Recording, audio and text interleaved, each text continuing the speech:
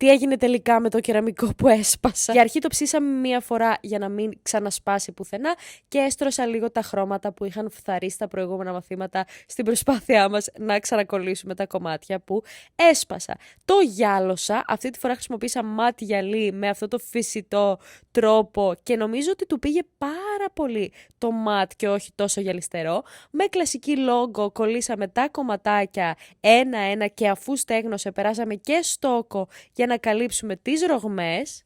Και στο επόμενο μάθημα έφερα τα κρικάκια που θα έβαζα για σκουλαρίκια και ήρθε η ώρα να κρύψουμε αυτές τις ρογμές με φύλλα σημειού. Μου άρεσε πάρα πολύ αυτή η ιδέα, σε σημείο που χαίρομαι που έσπασε, γιατί αλλιώς δεν θα σκεφτόμασταν να βάλουμε αυτά τα φύλλα και δεν θα έβγαινε αυτό το αποτέλεσμα το οποίο το έχω ερωτευτεί. Επίσης ήταν πολύ φαν η διαδικασία, δεν έχω ξαναβάλει φύλλα και ήταν έτσι πάρα πολύ satisfying και αυτό είναι το τελικό αποτέλεσμα.